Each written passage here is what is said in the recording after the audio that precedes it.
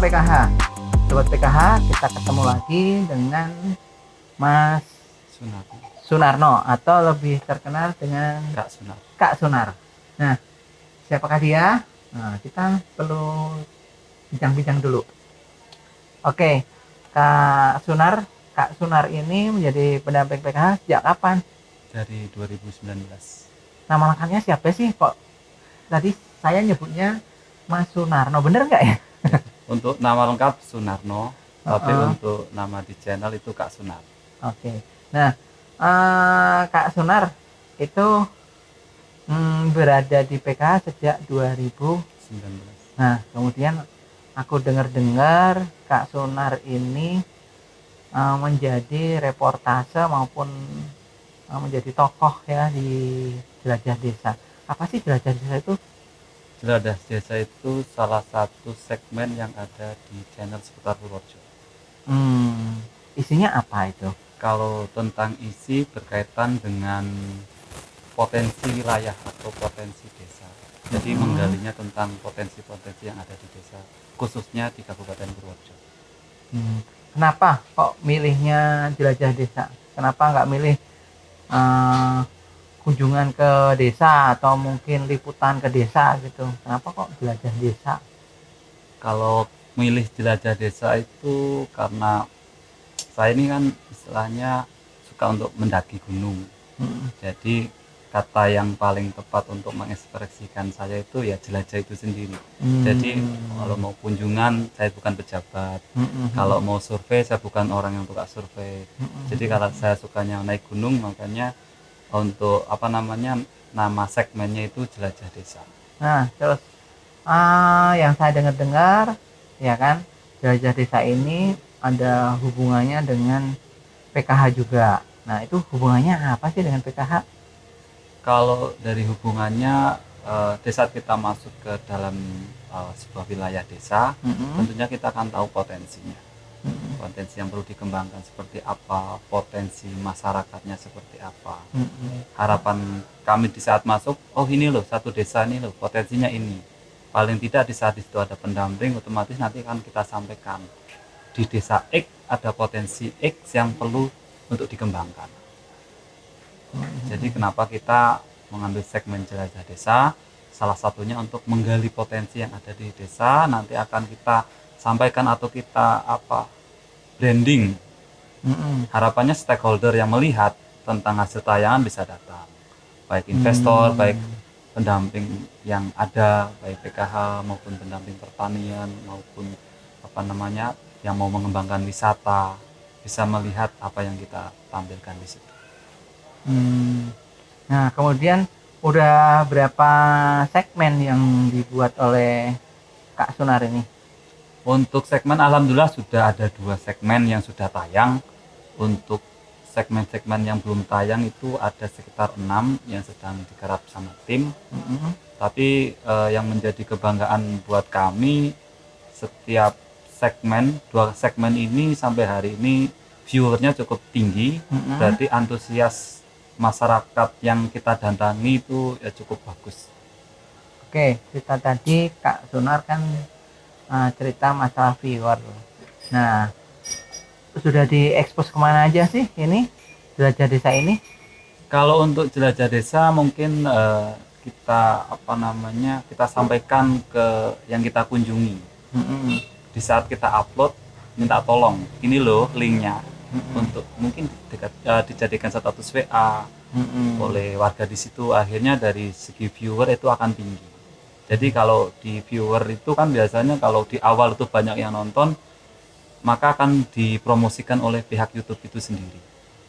Jadi sampai sejauh ini dari Jelajah Desa itu banyak yang nonton. Ya, oke. Tadi kan disampaikan viewernya adalah penduduk desa. Nah, selain di YouTube itu udah diunggah di mana saja? Kalau di YouTube selain itu juga ada di Facebook. Tadi pakai fanspage seputar Purworejo. Nanti juga tuh dimunculkan di situ. Malah kadang yang menjadi kita kaget itu di luar teman-teman kita ada yang download langsung diupload di Facebook, dan yang nonton biasanya lebih banyak daripada yang ada di YouTube. Iya. Ini Sobat PKH, jadi Kak Sunar ini sudah melakukan promosi tentang potensi yang ada di desa dengan nama Jelajah Desa. Kelebihannya Kak Sunar ini selain mengangkat potensi desa, juga mengangkat potensi KPM yang ada di desa itu.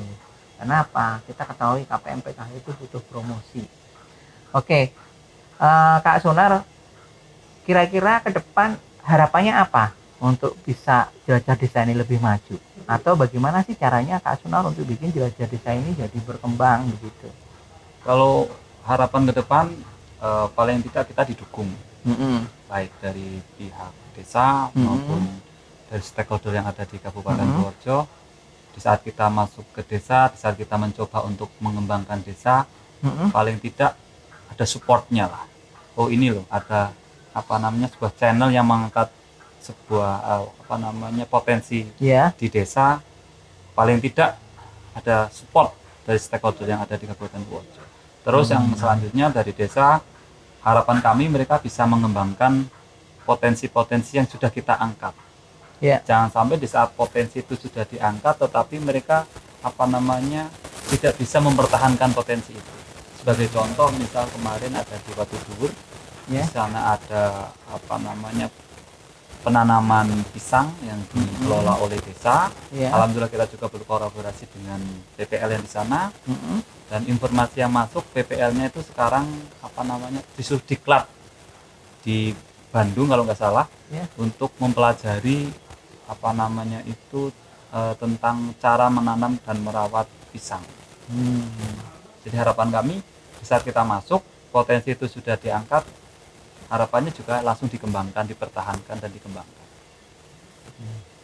Oke, nah tadi cerita masa mengangkat dan diangkat kemudian dikembangkan, kolaborasi dengan siapa saja ini Kak Sunar untuk bisa lebih meningkatkan potensi desa ini? Kalau untuk kolaborasi, sebenarnya di saat kita masuk, kita sudah mengangkat sebuah potensi. Di saat mereka membutuhkan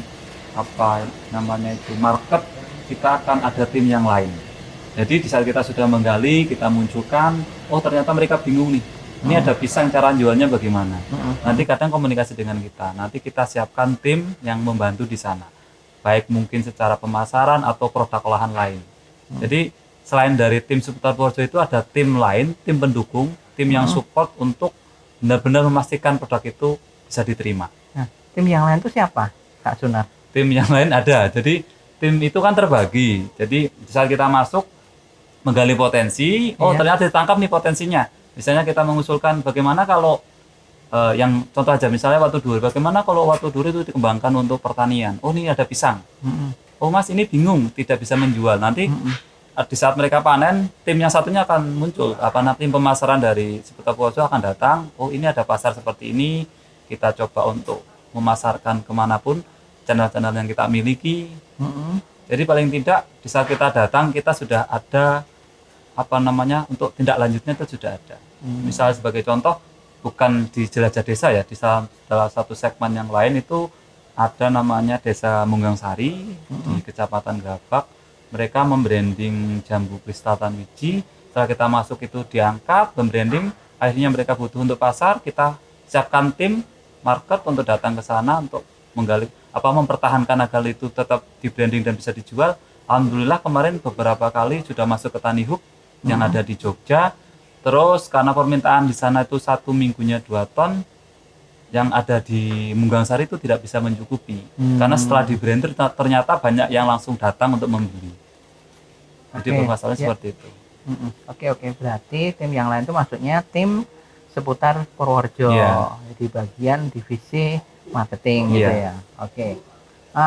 Ini bagus nih Sobat PKH. Jadi Kang Sunar ini sudah menyiapkan mulai dari segi Kang Sunar sendiri yang melakukan promosi Jelajah Desa, mengangkat potensi desa, juga Kang Sunar dengan tim seputar Purworejo sudah bikin ini bagian-bagian divisi-divisi gitu ya, yang ada yang bagian marketing untuk produknya, ada yang bikin usahanya begitu.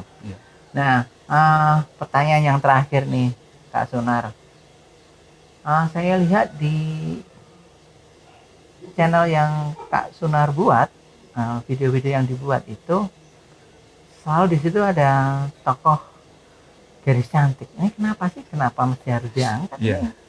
Jadi ada kalanya itu penonton itu lebih tertarik tanda kutip yang manis-manis. Karena kita perlu menyampaikan ide kita perlu menyampaikan gagasan kita, tapi kalau kita tidak menyiapkan yang manis-manis, mereka tidak akan melihatnya atau tidak akan bisa menyaksikan secara langsung. Jadi kadang masyarakat itu tidak paham atau tidak perlu mengetahui kandungannya. Misalnya kita mau makan, ini ada nasi, ada telur, ada dan sebagainya, mereka lebih tertarik sama toppingnya yang kerupuk di atasnya, tapi tidak melihat ada kandungan nutrisi yang ada di telurnya, ada kandungan karbohidrat yang ada di nasinya. Jadi kita perlu pemanis agar para penonton itu bisa menyaksikan apa yang kita buat. Seperti itu sebenarnya. Oke, ini Sobat PKH, ada sebuah cara untuk menarik isi konten kita dengan memberikan pemanis. Nggak tahu itu gula, ya kan? Atau mungkin ya, Kak Sunar ya, hal-hal yang lain ya. Tapi ternyata ini efektif. Demikian dulu Sobat PKH, sampai jumpa lagi dalam episode berikutnya. Tapi mungkin sebelum kita akhiri, Kak Sunar ada ini closing statement untuk rekan-rekan kita SDMPK, kira-kira apa? Ya. Bagi teman-teman SDMPK yang lain, tetap berkarya, tetap tunjukkan eksistensi kita kalau sebenarnya kita mampu. Dan bagi teman-teman yang belum subscribe channel ini, segera subscribe, kirimkan ke teman-teman yang lain agar channel ini tetap eksis, tetap berkreasi. Dan jangan lupa di Jelajah Desaku ada satu salam, yaitu salam lestari membumikan bumi. Tuh, sampai salamnya aja ada, Sobat PKH, mantep kan? Oke, seperti biasa kita akhiri dulu acara hari ini, segmen ini. Sampai ketemu lagi. Jangan lupa usulan untuk segmen berikutnya kita tunggu. Salam PKH. Salam PKH.